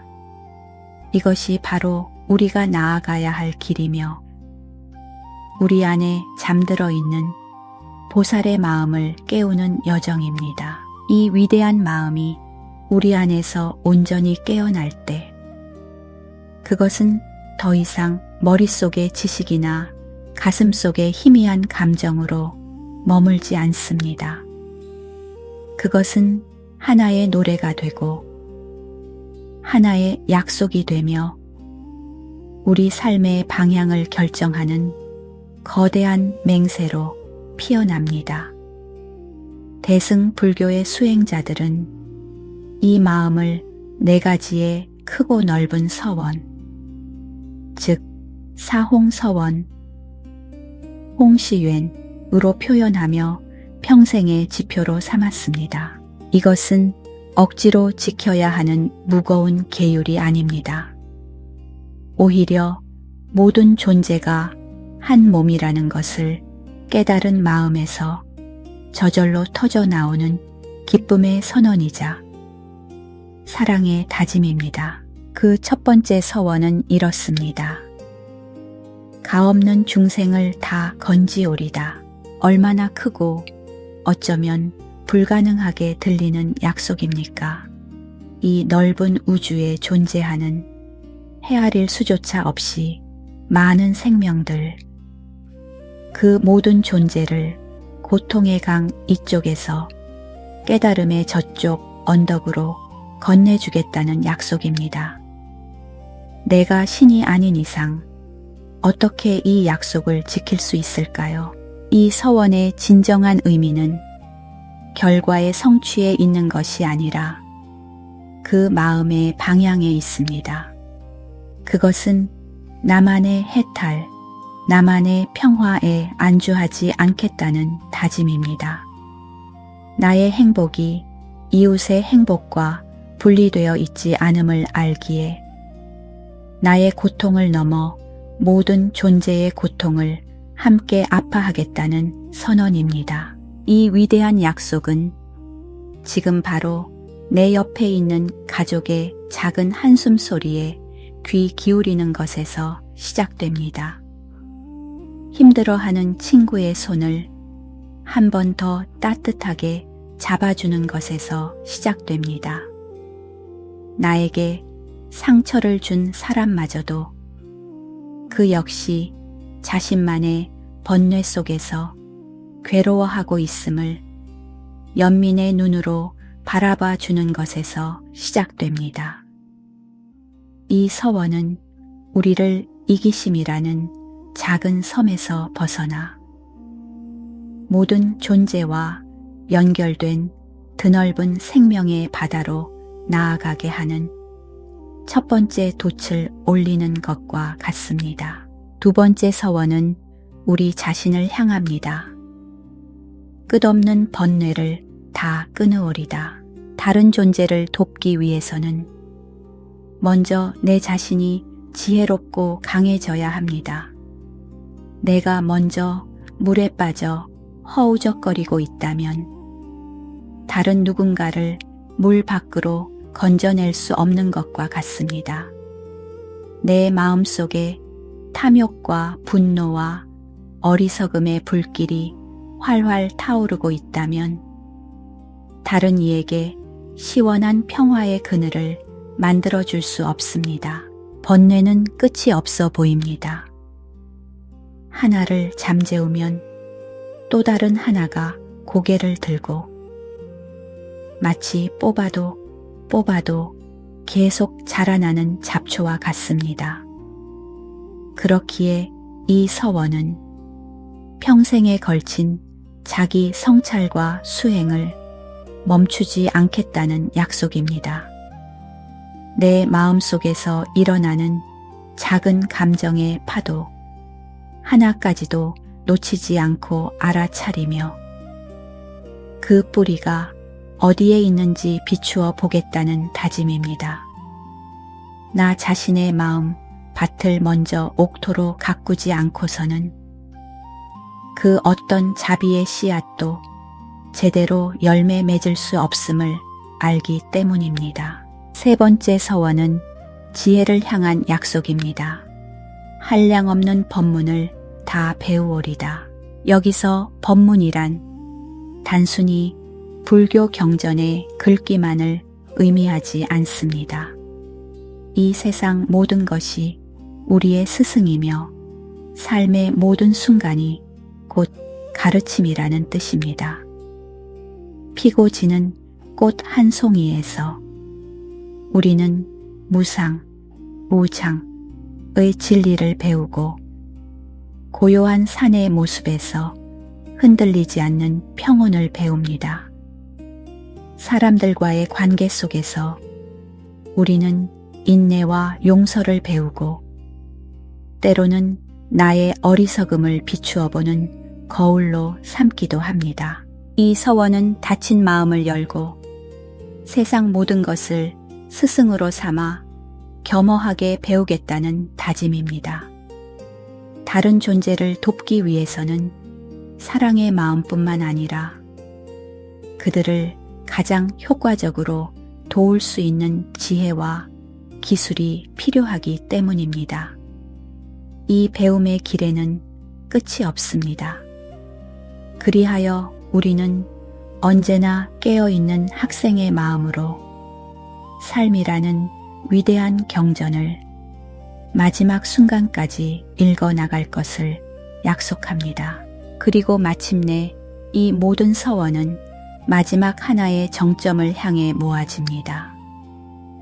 위없는 불도를 다 이루오리다. 깨달음을 이루겠다는 이 마지막 약속은 개인적인 성취나 영광을 위한 것이 아닙니다. 앞선 세 가지 서원을 가장 완전하게 이루기 위한 궁극적인 수단입니다.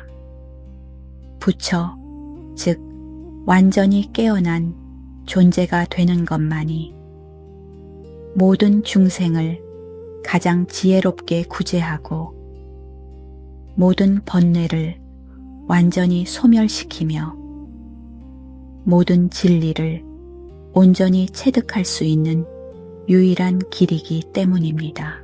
이 네 가지 서원은 우리를 나약하고 이기적인 존재에서 용기와 자비와 지혜를 갖춘 보살의 길로 이끌어 줍니다. 이 약속을 가슴에 품는 순간 우리의 삶은 더 이상 개인의 사소한 행복과 불행에 얽매이지 않습니다. 모든 존재의 행복을 위한 위대한 여정의 일부가 됩니다. 우리의 작은 발걸음 하나하나에 온 우주를 향한 거룩한 의미가 깃들기 시작합니다. 이 위대하고 가슴 벅찬 약속 앞에서 우리는 문득 길을 잃기도 합니다. 가없는 중생, 끝없는 번뇌, 그 거대한 말들 앞에서 나의 존재가 한없이 작고 초라하게 느껴지기도 합니다. 이 거대한 여정은 과연 어디에서부터 시작해야 할까요?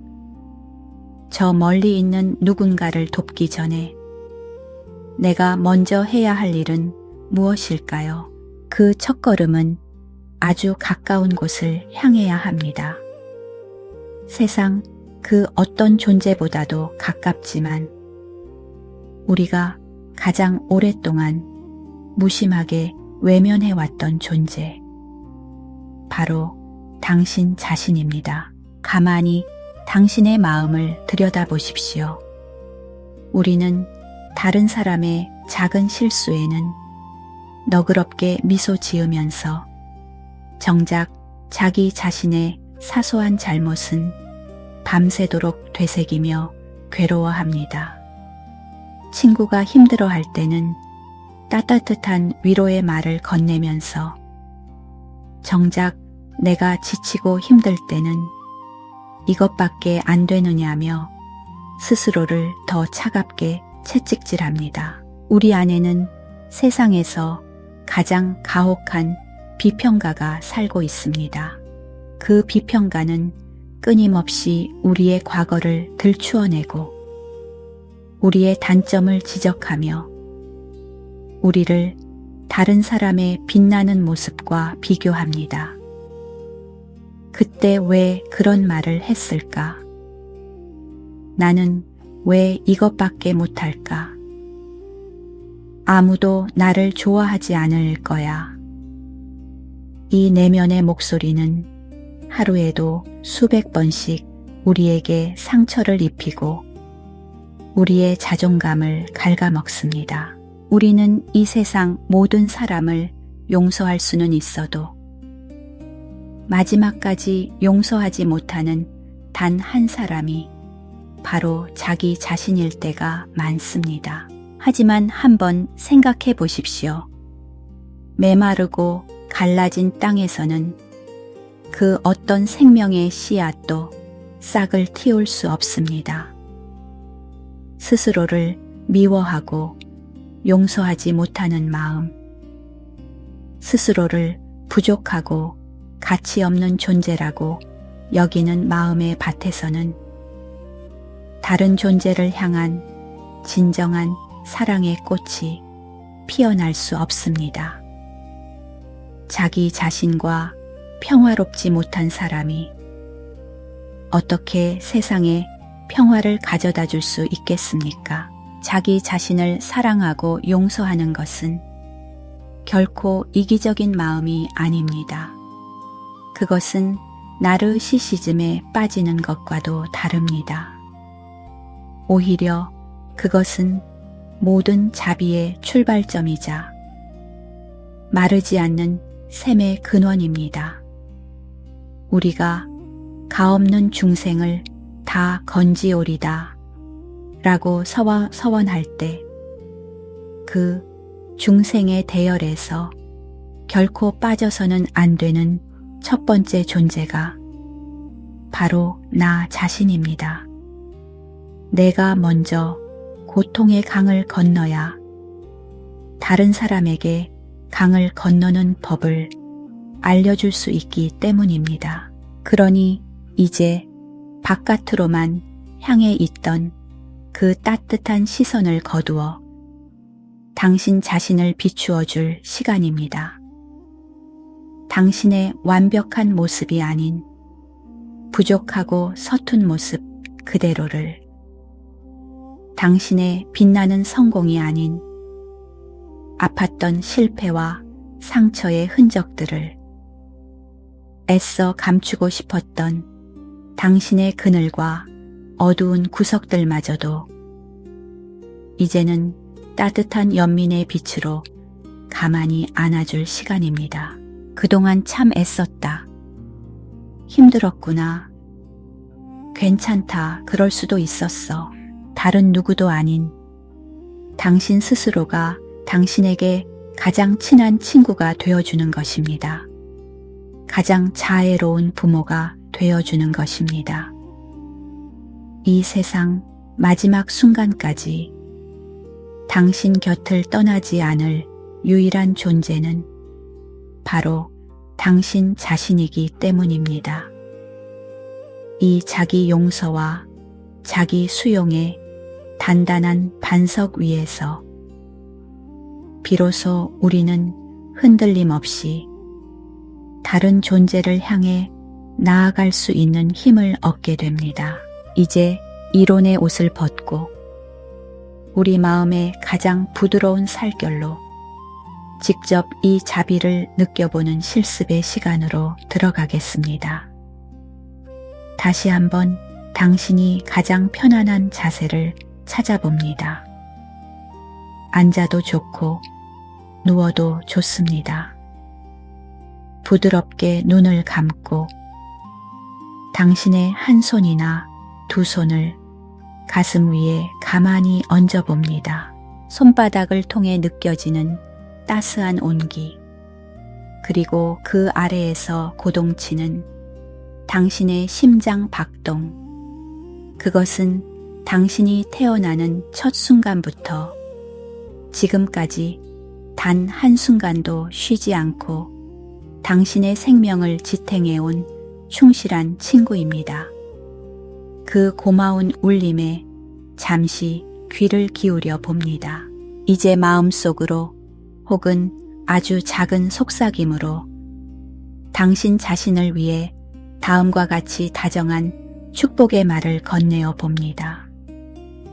이 말들을 그저 머리로만 따라가지 말고 그 말에 담긴 따뜻한 의미와 진심이 당신의 온몸으로, 온 마음으로 스며들도록 허락해 보십시오. 내가 평안하기를, 내가 몸과 마음의 고통에서 벗어나 진정으로 행복하기를, 내가 건강하기를, 내가 안전하기를. 처음에는 어색하고 낯설게 느껴질 수도 있습니다.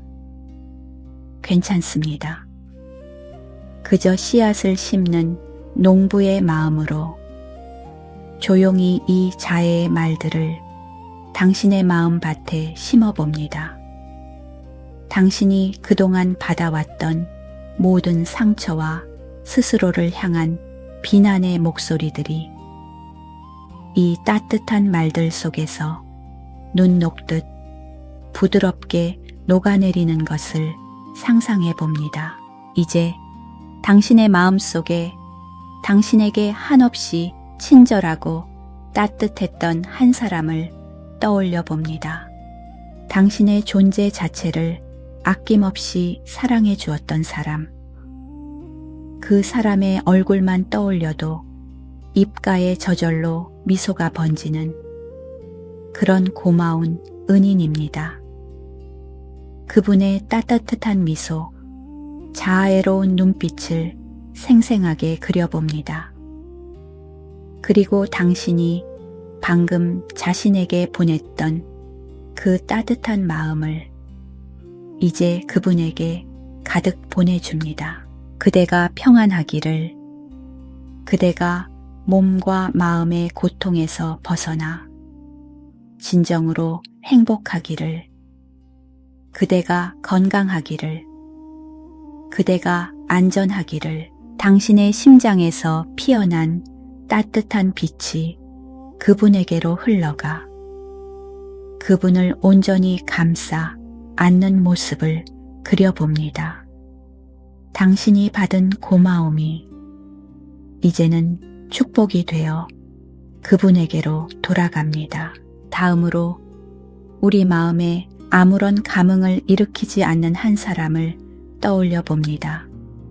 우리가 매일 마주치지만 잘 알지도 못하고 좋아하지도 싫어하지도 않는 그런 사람입니다. 매일 아침 버스 정류장에서 마주치는 사람, 혹은 가게의 점원일 수도 있습니다. 우리는 보통 이런 사람들을 배경처럼 무심하게 지나칩니다. 하지만 지금 이 순간 그 사람 역시 당신과 똑같이 행복을 원하고 고통을 피하고 싶어 하는 소중한 존재임을 가만히 자각해 봅니다.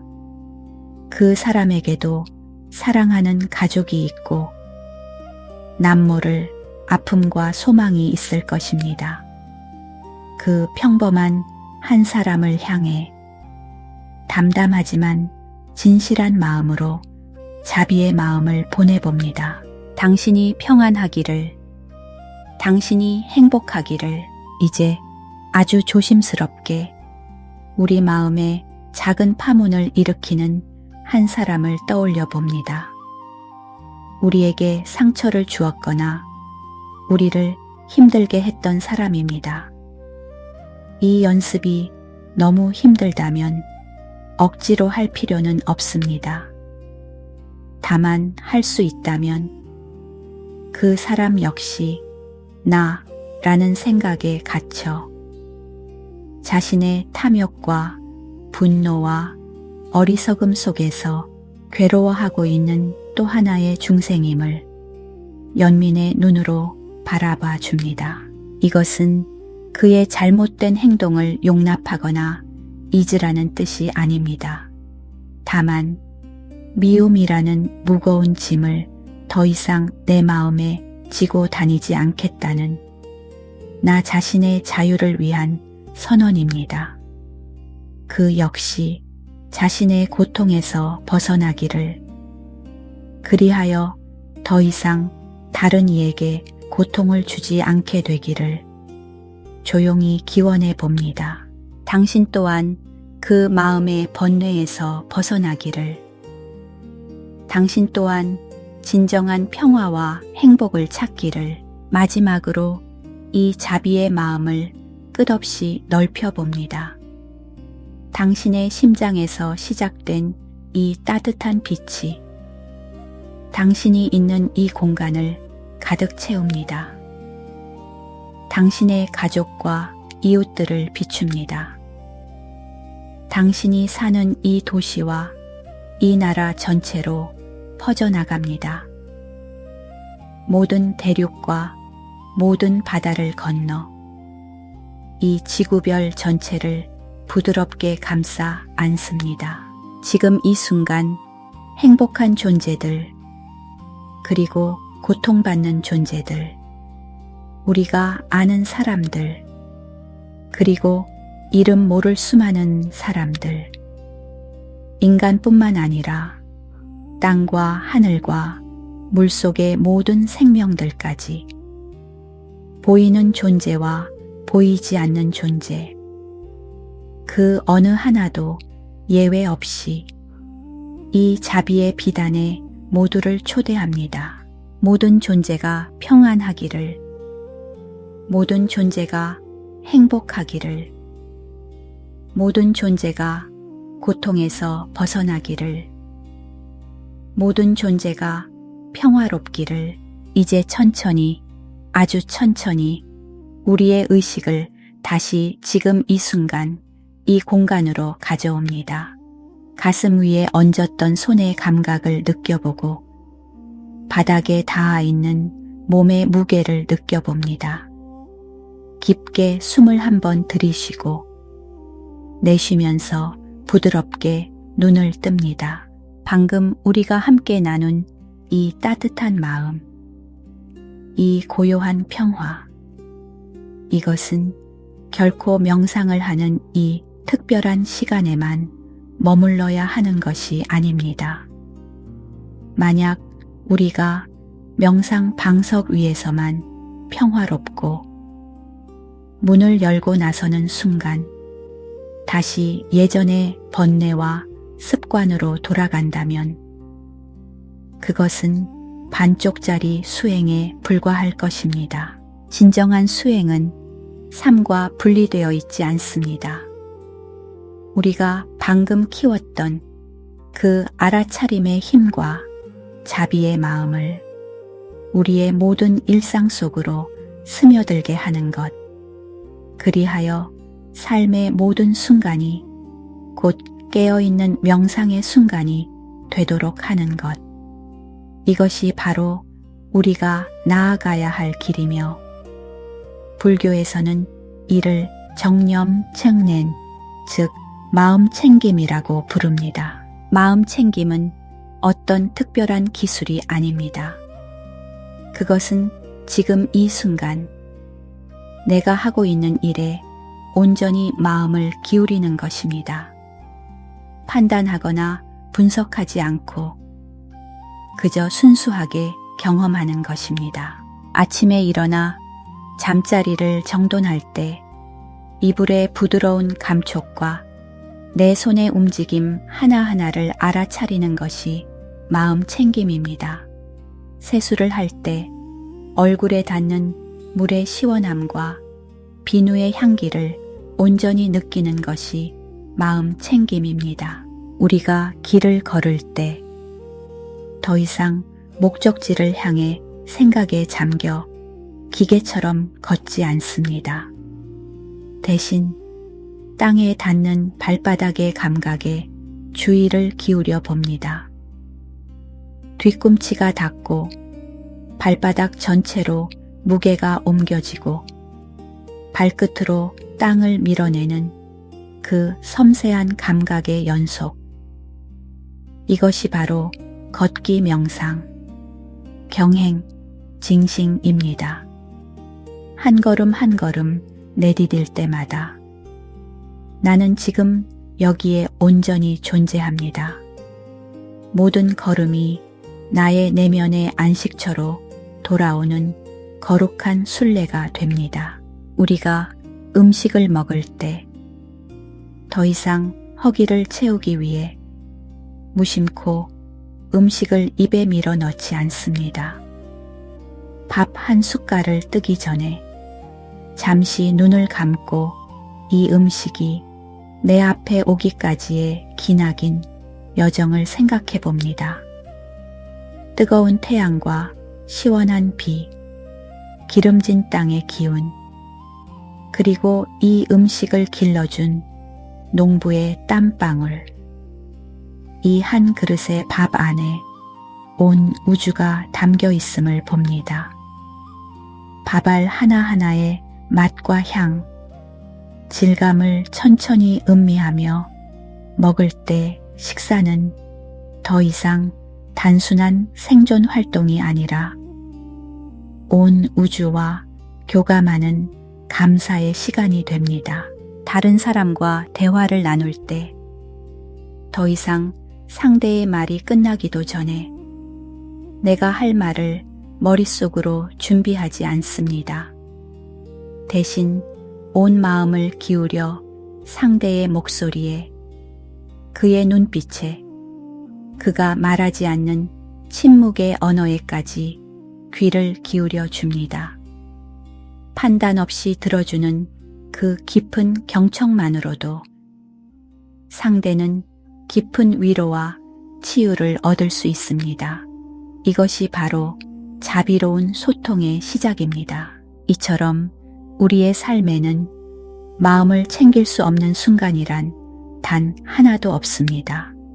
설거지를 하는 순간, 버스를 기다리는 순간, 컴퓨터 자판을 두드리는 순간, 그 모든 순간이 바로 지금 여기 깨어있는 마음으로 돌아올 수 있는 소중한 기회의 문입니다. 이 연습이 깊어질수록 우리는 더 이상 행복을 얻기 위해 미래의 어딘가로 달려갈 필요가 없음을 깨닫게 됩니다. 평화와 기쁨은 바로 지금 이 순간 우리의 발밑에, 우리의 숨결 속에 이미 존재하고 있음을 발견하게 됩니다. 오늘 우리는 아주 긴 여행을 함께 했습니다. 거친 마음의 파도를 가라앉히는 것에서 시작하여 그 파도의 근원인 나라는 집착이 본래 텅 비어 있음을 비추어 보았고, 마침내 그 텅 빈 자리에 자비라는 따뜻한 씨앗을 심었습니다. 이 여정은 여기서 끝이 아닙니다. 오히려 새로운 시작입니다.